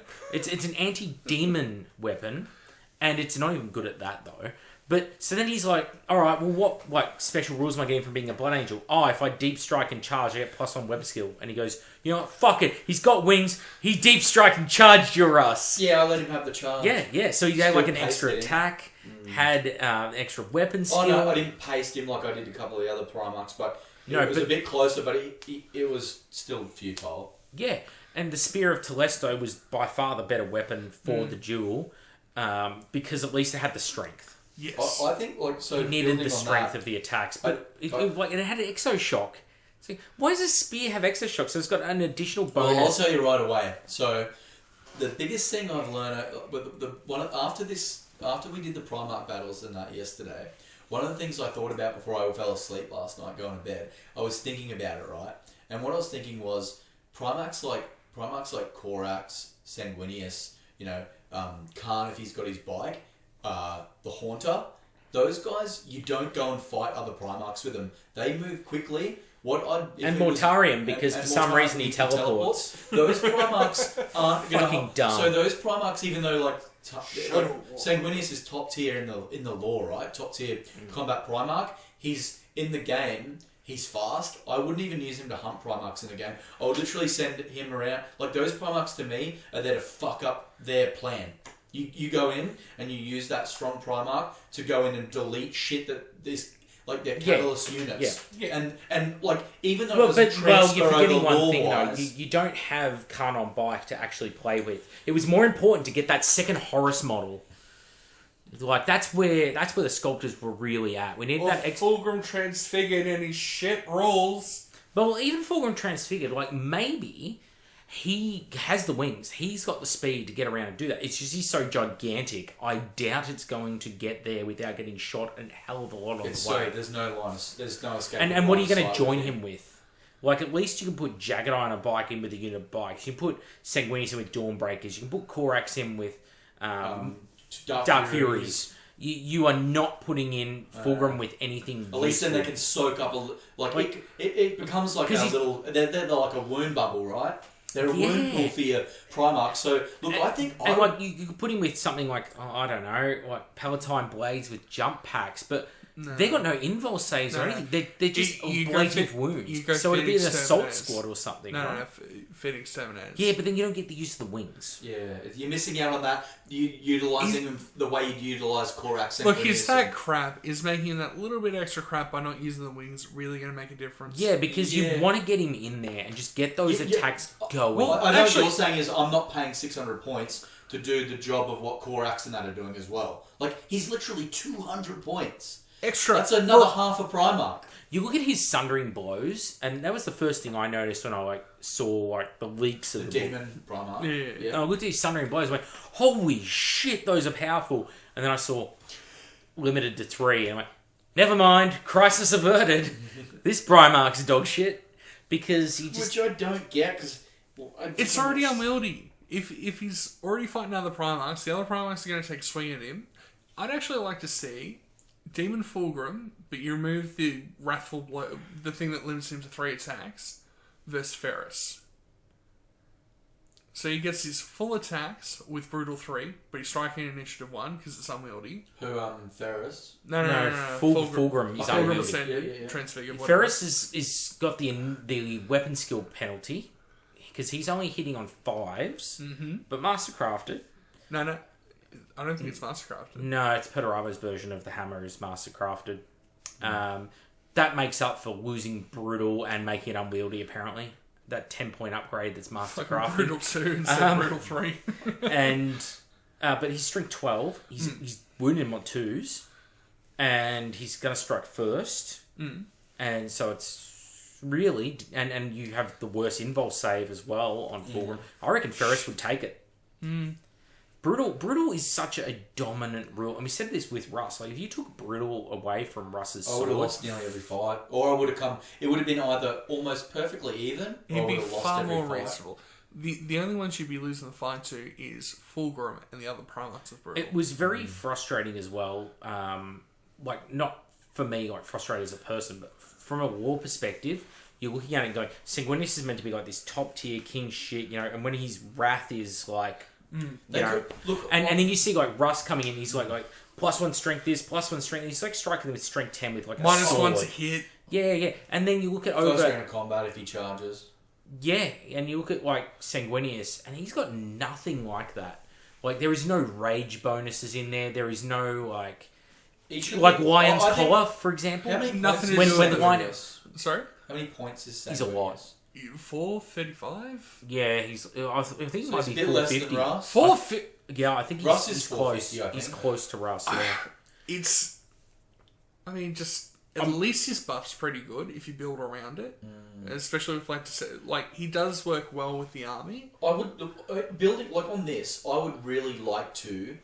I don't know if it's something that we could do, or we could maybe ask other people out there who play these legions, but build these have Primarch games. Get you guys in there, your supporting guys, like what we did, your Death Stars or your bodyguards, and go out and see how some of these lower end Primarchs do. The faster moving ones. Let's get that unit of 10 Dawnbreakers with Sanguinius, put him on the battlefield, and how does he? It's not enough. Dawnbreakers are not going to beat Varagia. No, they're not going to. But Russ is always going to be Sanguinius. They have the freedom to not have to fight them. So you can no. If you're playing normal games on a 6x4, there is not enough distance to avoid them successfully if they're coming at you. You would have to, if you deep struck them in and did it from like the opposite point of the board, maybe. But a lot of the problems is with the missions, particularly Chthonian missions, a lot of the objectives are dead center. All your stuff piles into the center. If you don't pile into the center yourself or fight into the center, you're giving up the objective and you're going to lose the game. Because you're not going to be holding that central objective. There's, three, maybe 4 missions where it's either 1 or 3 objectives. And you need to hold that center one because it's usually worth a bit more. So you think maybe fixing up some of the... Maybe like we play the siege missions and make them 5-turn base. And 5 turns would help a lot of those 5-turn base, and then also we make the objective placement random. So you one goes... No, you can't do random either because you get just weird shenanigans where it's like all 3 end up on one player's side, for example. Yeah, okay. Like, in terms of... But like, yeah, watching like fixing those missions is one thing. Primarchs and the discrepancies between them. Like imagine like Angron 10 Red Butchers going up against pretty much any other Terminator unit. The minute Power Fists and that come into play and they're always hitting them on 3s, that unit just disintegrates no matter what fucking Tim says. That's why you take Rampages instead. Yeah, well, even then, Rampages, like, yeah, they're hitting an initiative, they're throwing a lot of rending attacks. If you can find a way to disorder charge 20 them... of them in a unit? No, 15. No, 15. But again, I'd take that over Are they Red 2 plus Butchers. save? No, 3 up. Yeah. But you can hit by Power Fists and Return or Thunder Hammers. It doesn't matter. matter. You're there to do the damage first, then absorb. Your Lemmings to soak up the wounds, right? And they're also they're stubborn and Chosen Warrior. So Chosen Warrior means you just have him. Yeah. So that way Angron's free. Maybe like which he can select anyway. Who he chooses. Some of the weaker Primarch Death Stars, like a Korax, Dark Furies, that could beat. It depends if Angron's also supercharged or not, because we tried Angron with and without the full charge up bonus of attacks. It came a lot closer though. It was closer, throwing 11 attacks at Rust, but Brutal just outshone. And that was a pattern that we saw repeated again and Angron's again armor save and isn't again. great though, is it? How many? He's a 4 plus it's as a well. 4 plus. How many- The 3-ups definitely make... Like, the 3-up is... There were basically 2 rules that decided Primarch fights. Brutals and Involves. 3-up involves. Yeah. And Korax can't even do that because he's a 5-up Oh, involve. yeah, He's the only one. And weapon skill. Weapon skill makes a big difference, I reckon. Hitting up one hitting you on 3s No, and the because other the on 5s. Brutal makes No, up for any weapon skill if you've got deficiency. Brutal, makes it up for it. True. Like, and second one is, he had the weapon skill. He even had 9 in the first... Like, he had 9 in the charge. He got like 2 wounds caused to Russ in result of his own... And got his own... There death. was a couple of those Primarch battles that did get heavily affected by dice as well. Yeah, sure. You can't disregard that Yeah, as well. Lion and Russ was relatively close, Yeah, it but was. Russ just carried it away because of the Brutal. I rolled really well. Dawn did. and Russ. But it was a tight one. It wasn't like you had 10 wound. No. I rolled well and I just got him, but I think I had like 1 or 2 wounds left. Yeah. And he was at the disadvantage from Brutal, whereas like 'cause he had to do each wound individually.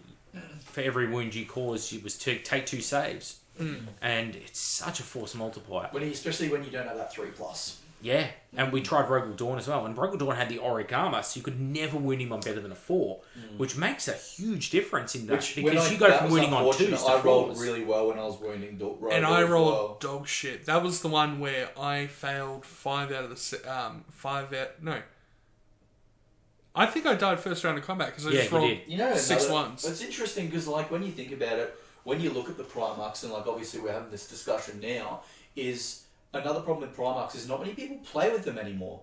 So the battlefield data for this is probably not that great.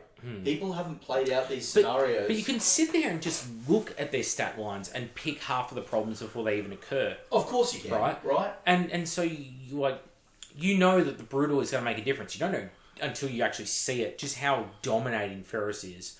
But like you look at Vulcan. You look at him next to Ferris. You go, all right, Vulcan gives army stubborn.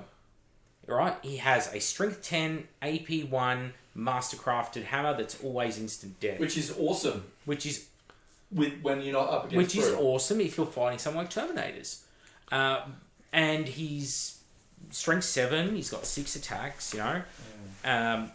Which is, but he's only initiative 5. Then you go brutal too. And then you go to Ferris, and in addition to all of what Vulcan has, his hammer goes up to strength 12. It goes up to brutal 3. If a Thunderhammer it goes up. He's brutal 2, so should his. Ferris is also an initiative higher. He has Battlesmith 2+, so can heal wounds on dreadnoughts, vehicles, any of that on 2+. He also has the servo arm. It goes without saying, Macca. The machinary rain, all this, and you go. And he gives the army 6 up, feel no pain, army wide, and 5 up, it will not die on all vehicles and dreadnoughts. And they're the same points, though. Ferris goes. How are they the same points? We know it goes without saying. Everyone knows. Yeah. It's ridiculous. So you sit there and you're like, okay, there is no Primarch field data, right? And I'm picking those 2 examples very specifically. But it also happens with other Primarchs. Look at Korax. Korax has always been his significantly high points for what he brings to the table. His neither edition has he been a huge buff to his army or a massive combatant. Speed. That's what they do. Place the value on his speed, exactly. Same as Sanguinius. And then you go to like Rogel Dawn and Comrade Kurz, these weird Primarchs who are upstatted from what they should be and therefore overperform over what they probably should. And yet they don't have points values that reflect this. Hectic. But I mean, Kurz is Batman. I think his stats are appropriate. Yes, of course. The Night Lords are perfectly balanced because Conrad Kurz could take on 2 Primarchs at once, no problem. And I, for one, enjoy the fact that we both have Atramenta and Kontakar. That was a worthwhile addition to the game. It's the same as having the Dawnbreakers, a Phantom Court, Sanguinary Guard, and Command Squads all available to the Blood Angels to all do the same thing of weapon skill 5 attacks from power armored guys with no invulnerable sides. I think having the 5 different unit overlap there is really strong and it enhances my experience of the game. Well, they do always say Heresy is all about the choice, and you have the choice of which unit you'd like. Yes. Yeah, I think you do. Same as like Imperial Fist, another great one. Like having to decide from the just poor pool of war gear available to that legion how you're going to try and just hope for a victory in the battle when you've only got a buff that occurs on every single weapon in your army in every turn of the game. I don't know how they do it. How those players like cope and win game. They're really on struggle street. They are. They're suffering. There are people dying on the streets, man. It is just so rough. And what about yourself? Like, Iron Hands. That -1 strength, like, sure, the strength is knocked down by 1, but if it's high enough strength, it makes no difference. Yeah, that's right. Once you start getting shot by strength 10 stuff, the weakness in your traits really starts to show. Also, it's absolutely absurd it does not apply to our tanks. That is unfair. Yeah, you're right. And what about Iron Warriors, though? Like, poor Iron Warriors, the shooting army, trying to take down enemy tanks and only getting +1 strength on all of their weaponry when they're doing it. It's rough. Flare shields basically cancel out that trait, and it's brings me to tears, man. That one specific item of war gear available in like 3 vehicles basically nullifies that trait. And then what about you could buy flare shields for any tank? That'd be cool. So you could take a cool Sicaran or something, that you want. You're taking it to the level of a Land Raider's armor on the front. but you're bringing that one tank to it's like a thematic. Like this guy was like the hero tank commander of this legion. Well, look what happened look what happened to your Punisher though. When I fired a las cannon from a Land Raider at your Punisher, got a pen, rolled it, weapon destroyed, and automatically the main weapon. I hate that. Yeah, it makes the tank completely worthless. It's so fucking wrong. It wouldn't be worthless if Tank Shock wasn't so shit this edition, because one of my favourite moments of last edition was I had a similar thing happen to me. It was my Sikaran Venator. I cop a pen and it explodes on the main gun. All I've got is heavy bolts. So you just started ramming shit? Started ramming this one demon. What was this Slaneshi demon's name again, Macca? Stephen Sluggal. And what was he doing at that table? Well, being a fat piece of shit who doesn't get out of a chair in his movies and molesting women and doing Aikido moves. But he was a Ruin Storm demon, and the way he worked on this particular table was a thematic. There was one super thematic table at our event, which is you voluntarily played on it if you wanted to. And the TOs had a demon army, so 2 players start fighting each other on our table, and once enough models were killed, they've shed enough blood that the gods get summoned, and then a demon rift opens, and demons just float on the table. When you kill a demon, it goes back into reserves and comes straight back out the portal at the start of the next turn. So this demon, and it was a demon, it was like a pretty strong one too. It was one of the heavy support One of the heavy ones. support ones. It was the Behemoth? second tier. No. Not the behemoth, it was the one below that. And it was like all stats were 6s. Yeah. Oh, yeah. Yeah. And it would step out of this portal, and then there'd be a Seeker and Venator waiting for it. an unarmed Seeker and Venator with most of its hull points gone. Only heavy bolters. But every time it stepped out of the portal, it was beat motherfucker, tank shock time. Tank Well, shock you just, it. like, Tank, ramming it. tank shocking it every time. And the way tank shock worked last edition, if you didn't know, you could either just hop out of the way, or you could do Death or Glory, which is still in this edition. And because I'm about the narrative, just like always accepting challenges, I always accepted Death or Glory. Now, when you Death or Glory, you auto hit with one of your attacks, and you've either got to destroy the vehicle, wreck it, or blow it up. Or, if you fail to do that, your model's just removed. This edition's like D3 wounds, and it's like an advanced reaction. It's just garbage. Last edition, it was removing the model. So every time he popped out of the portal, it was beat motherfucker, tank shocking Steven Seagal, and every time he'd fail that Death or Glory, he'd just be removed. Yeah, the fat piece of shit would just get run down by a tank, back into reserves. Jumps out the portal, run down by a tank, back into reserves. And it was just like backing and forwards, Back, forward, running him back, over. forwards. So it was pretty funny. No, well, we can joke around about like all the issues with what we had with the game. The game itself was fun, but at the end of it, the sort of conclusion everyone came to was we need to make all of these sweeping changes to make this shit play like it feels like it should. And everyone just sits there going, "Why are we playing 2.0?" And that was the bitter pill, I would say, to swallow of it, is like, by the time you've made all the necessary changes to fix, honestly, what are simple writing mistakes in many cases that should never have gone to print. Like just grossly misproportionate points values on units is the most clear example. Obviously, there's a lot of silly rules in there along the way. On some of the legions. Power curves on some of the legions. Points is like the most workable, because you can always tweak points. Well, like Tim says, fantastically, what are points there for? To be adjusted. Put them up, put them down. Like, it's the basic, yeah. Put them up! Put them up! Put them up! Put them up! but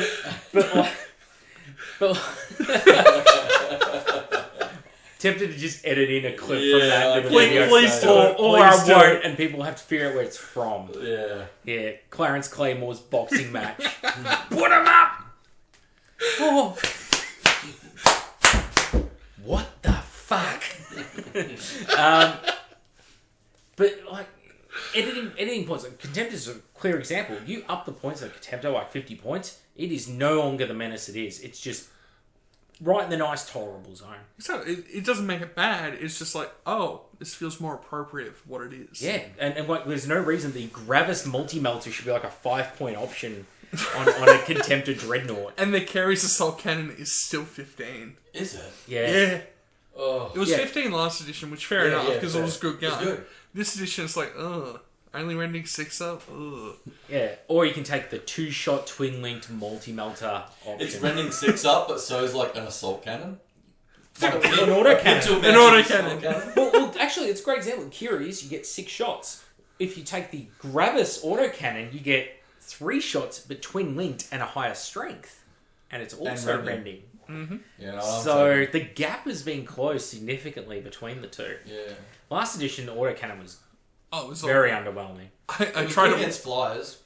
Nah, Yeah. it was Yeah. cheap. Didn't have the AP. Didn't have quite enough strength against like Storm Eagles. I'd seen them work. I'd seen them work. You can make Especially it work. against like lightning strike fighters and Xiphons. It was throwing them out. But we found ourselves this morning at breakfast. We were all sort of sitting around because you guys have been here for a couple of days now at my place, and we're sitting there at breakfast and just discussing it, and just the conclusion was just like, Let's man, play how 1.0. much more fun was this in 1.0? How much more balanced did this feel? Yeah. How much more You know, and then it was like... You could just pick any Legion in 1.0 and know that the what you wanted to do with them was gonna happen, and then the game was gonna come down to tactical acumen and luck of the dice. There was going to be no like trap cards of reactions pulled on you that can be incredibly unbalanced at times. Well, that's and there were legions that needed fixing. I do like reactions in the sense of like I love being able to do something in the opponent's turn.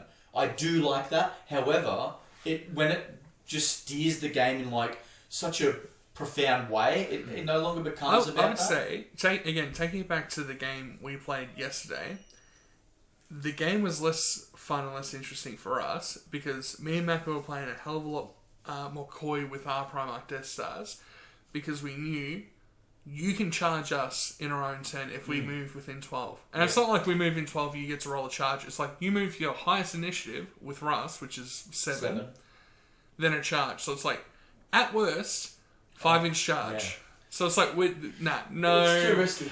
It's too risky. We're not going to do it. Yeah, and that's where you think to yourself, like, in that situation, it comes down to, like, well, we can't do this, so what do? We shoot. Sit back, shoot, let you come to us. Which is just normal wargame tactical decisions, right? Everything comes down to tactical acumen, But right? if you didn't have that reaction, we'd have been much more inclined to move up faster. Yeah, of course, but, you know, if you didn't have some things that you have, it would have changed but not reactions-wise. Is what we're talking about. Not specifically reactions-wise. Yeah, but we're specifically saying reactions, the effect they have on 2.0 as a game. Yeah, of course. I think they have too much of an impact. But what I'm saying to you is, I still don't think they should be in the game, even though they're fun for me. Because I'm one of those players that when I'm waiting for my turn, I get bored. Yeah. I'm not engaging as much. All I do is I watch what they're doing, and then so by the time it's my turn, I know exactly what I'm going to do, and I might make some minor adjustments based on like the last couple of things they do, and I go, oh, okay, now I've got to do this with this, right? So I get bored doing that, and I get like really restless doing it. But we already sort of had reactions in the last edition because half of the reactions are just stuff that were already existing mechanics that they've ripped out of the core rules and added to the reactions. We had Overwatch. I mean, look, granted, there's less decision making because you automatically get Overwatch. Granted, snapshots. But we still had Interceptor. That was granted by a piece of war gear. So it wasn't just like one unit gets it for free. Yeah, I didn't think of that. Zone Mortalis specifically... we could blow up a Dreadnought with a lucky shot too. Well, fun. But like, in Zone Mortalis as well, you had Overwatch, but to get the full Blizzard skill, you had to do an initiative check and pass the initiative check. Yeah, true. But yeah, we had, Interceptor... Return Fire wasn't a thing in 30k, but there was a couple of bits of war gear in 40k in years past that had similar sort of effects. Usually it wasn't shooting, but it was like some kind of scanner skull. And we had items war gear on some 30k units actually that granted things like Interceptor as free bonuses, but they were always robbing Peter to pay Paul. Like a Derrideo. A Derrideo could go, alright, someone has bought a flyer off the board. I don't have a choice. I can do an intercept for free on that unit, but if I do so, full bliss skill, all my stats, I can't shoot next turn. Yeah. Actually, I completely forgot about this, but Augury Sands last edition also granted Interceptor, but they were limited to heavy, assault, and rapid fire within 18 inches of the unit with it. That's right. I forgot one of the first things Anuj did with the FAQ was remove the range limitation. Where it was just, weapon range. Yeah. Yeah, like the conclusion comes back to that point. Like, the point is, and the conclusion I make is that I think 1.0 is just better in every way. I just think it's better. There is some things from 2.0 I would take over to 1.0. I wouldn't mind taking a Legion like the Emperor's Children. They glow up into 2.0. It was great. A Legion like Thousand Suns, White Scars, Raven Guard, Selmas, they all got tanked by the addiction. I think... it has even got a bit tanked too. Well, I'd say they're probably in the same place, which is a very underwhelming one. Like Angron and Red Butchers were better.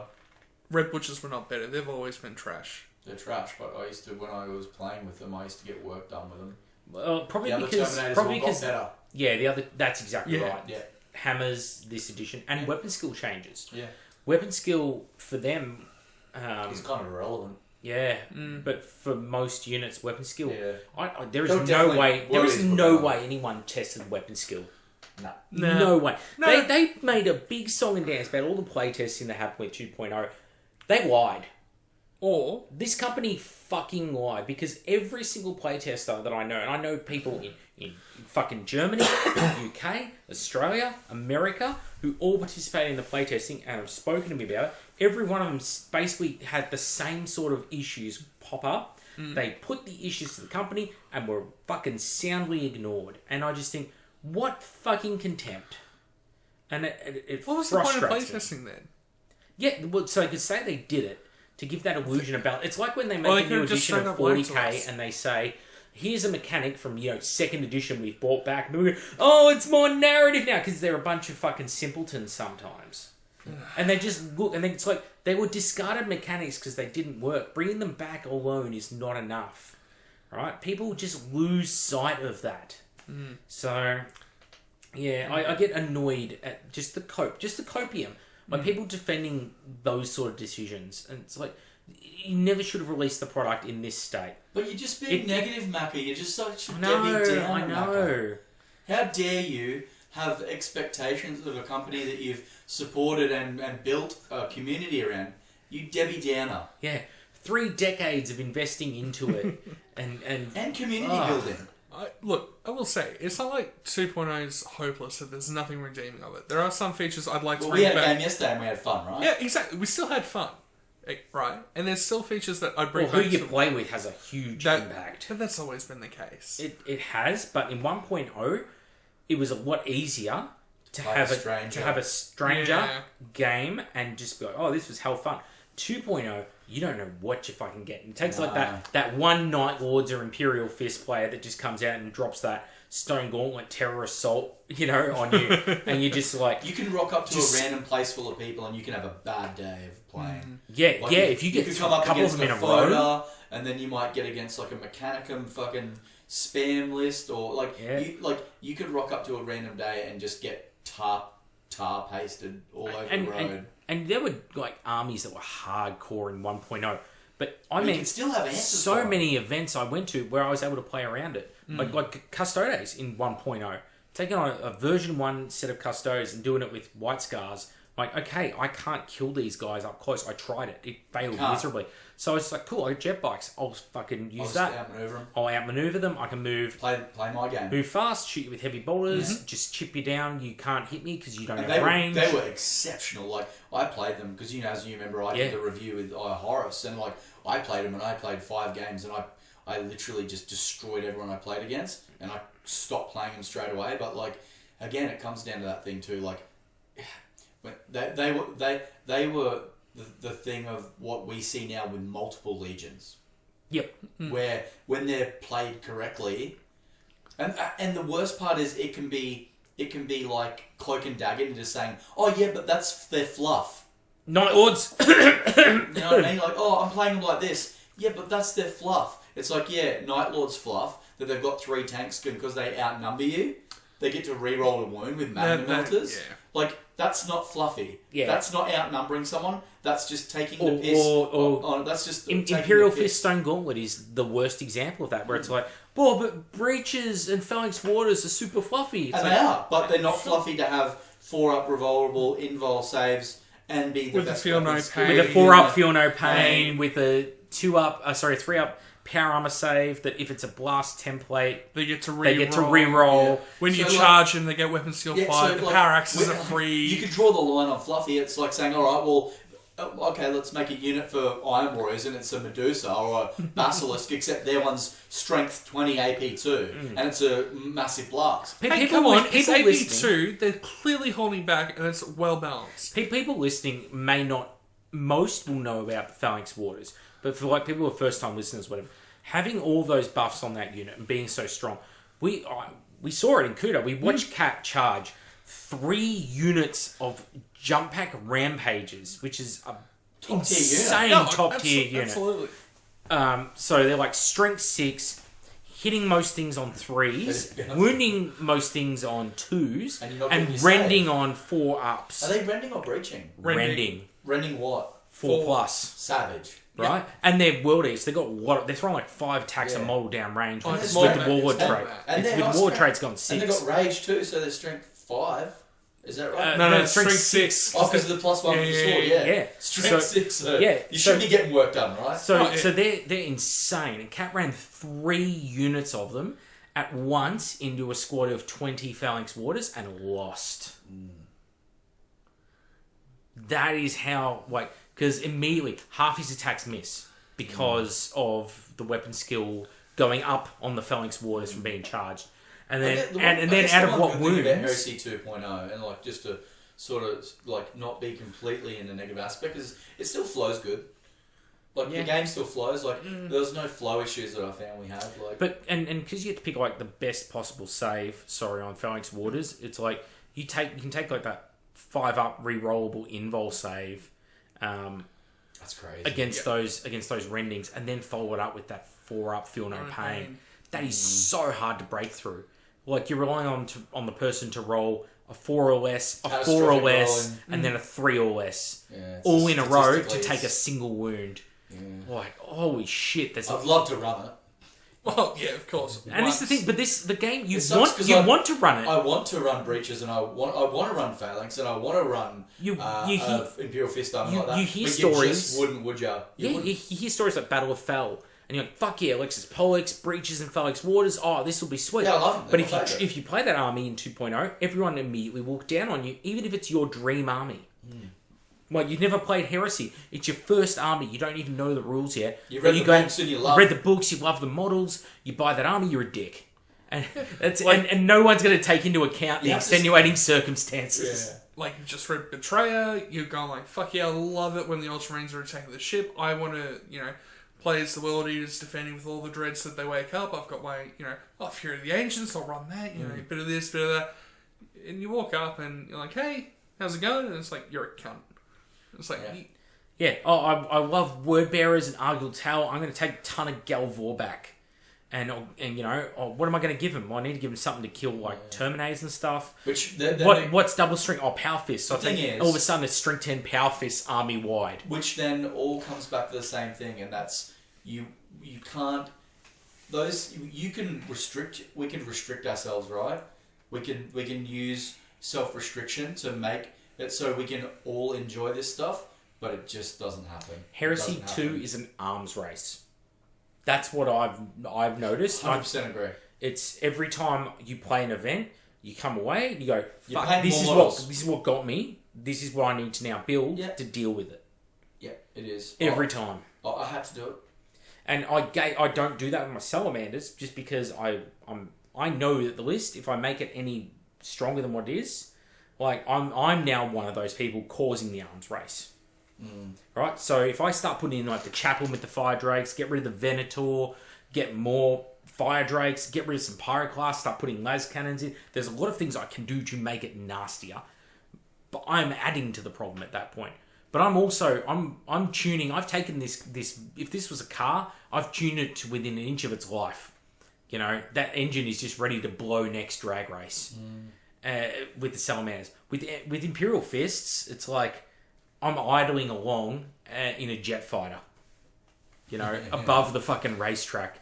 Because just all the tools are there. And some legions are like that. And you feel bad for people, especially those who've been invested in them for a really long time, like Blood Angels players or something, coming into 2.0, having to field that legion and that Primarch, and then... But Primarch was, yeah, but They've got some great units. I've played against Blood Angels a few times now, and they weren't shit. I think last edition's Blood Angels were fucking heaps scarier. Do you know the worst list I've actually seen? The worst list I've seen was a Dark Angels list. An optimised Dark Angels list that I watched just table but guy Randy, after guy they won after the competitive LVO tournament. They can't be guy. shit. They were literally, you wouldn't believe it. Watching this Dark Angels player play his army, he played 3 games in one day and won every one of them by that when we walk away and it's that what do they call it when you get that victory? So it's got a name. The Pyrrhic victory. Yeah. It was like that every game. No, a Pyrrhic victory is when you lose all of your shit winning the victory. No. Won it all. like convincingly, then like the next day did the same thing, then came to like the monthly event, same thing, just completely pasted. Because you tuned it. Because it was like so. It was the way it's the way you make it, so you tailor it so it's perfect. Everything you could possibly get out, like you're squeezing it down to that last 1% where you couldn't possibly make a better Dark Angel. And this is the thing, we've thrown some what ifs out there, and my 3 top picks for Legions are where I've sat down, I've thrown out the what if armies I could make, and that's why it's in order: Imperial Fist number 1, Iron Warriors number 2, and then Night Lords number 3. The number 4 slot's a really contentious one because that's like Death Guard, Emperor's Children, Ultramarines, a couple that are like vying for that Death spot. Guard creep, or there's ways you can build Death Guard to bring them up into that top tier as well. I think. But and this is the thing. The things I'm looking at is like how easy is it to do it? It's easy. And what are the resources available? And so like with Night Lords, just take Terror Assault and just having the guaranteed night fight that's not affecting you is just like. That is easier than going Reaping Rite of War, because in Reaping Rite of War you still got to go and buy all the units, right? So it's like just in selecting the Rite of War alone, you've already got to step up, and that's why that's like Stone Gauntlet. You take Stone Gauntlet, right?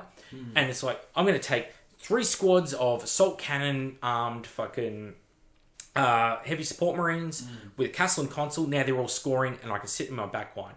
Oh, and then I'll have a bunch of phalanx warders and big blocks up the front.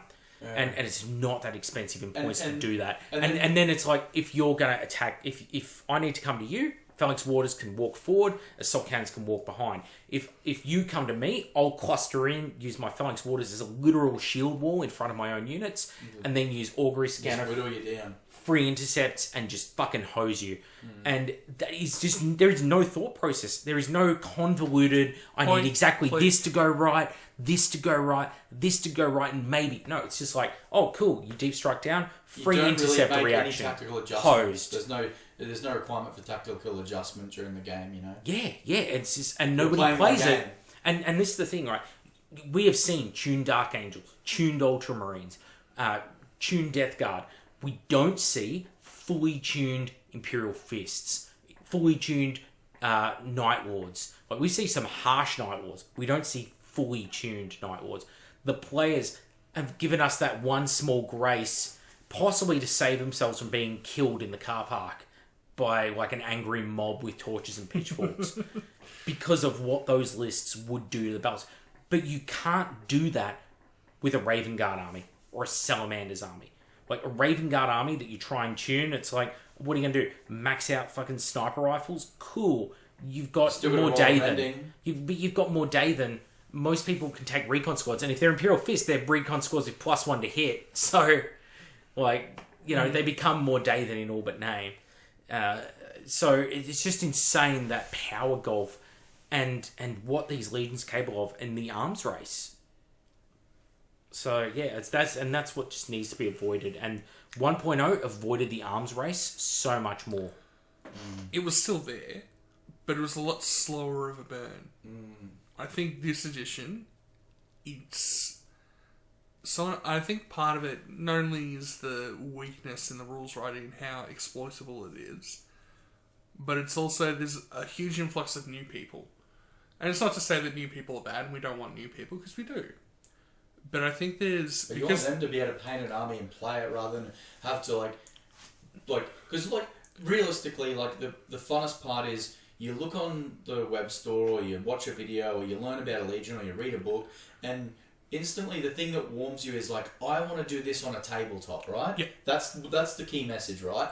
Now, if you have, say we all had $2,000 given to us, right? Every Heresy player was given $2,000, and they said, you can choose a legion and build a 3,000 point army with this $2,000, right? Everyone did that. They built their army, and then the rules got released, and you weren't allowed to change it. How would you know it was 3,000 points if you didn't have the rules? Well, shut up. No, but I see your point. I see your point. Yeah. But what I'm trying to get at is there's been a bit influx of new people. Also, okay, sorry, Bill. Say you get 3 HQ choices, 3 troop choices, 3 elite choices, 3 heavy support choices, and a super heavy support choice. Sure. Yeah. But my point is that we've had a whole bunch of new people come in. I know, like, again, across the globe, different groups have had more or less. A lot of new people have come in, and they've come from different games where the attitude to how you play the game is different. Some have come from more competitive games, particularly 40k, and then there's others like that have come from Infinity. I know a couple down at my local club have come from people come from War Machine. If they still played it recently, because didn't that die in the ass? Pretty much, yeah. And again, not bad people. They're not dicks for the most part. There's always one or two out there that I'm sure you're like, ooh. But they come in and like they think they're doing an alright thing. They're building a list that, I've got cool combos that seems to work. This seems like it'd be good at winning. But because they're new to it and they don't really know the vibe of the community, let's say, they can overshoot. And I think the important thing is not to, just call them a cunt and, say, fuck off, we don't want you here, you just competitive, fuck it. You want to sort of like, go like, that's cool, but, maybe... We end up in a really funny place, though, when we do that. We have people come in from outside. We want to encourage people to come in. Horus Heresy is the better game at 40k and Heresy to us. Yeah. Right? So, to us, it's important to bring more people in. But then we bring them in, and they bring over what we, in 30k, consider shitty attitudes. Right? Because the things we hold dear as values are different to what they hold dear. And we like painted armies, conversions, effort, and a sense of pride and satisfaction in your own army. Exactly. We want to see fluff. We want to see theme. We want to see cool units and choices. And then people come across and they're like, well, in 40k, it's just common to play a Primarch on the tabletop, or this crazy named character or whatever.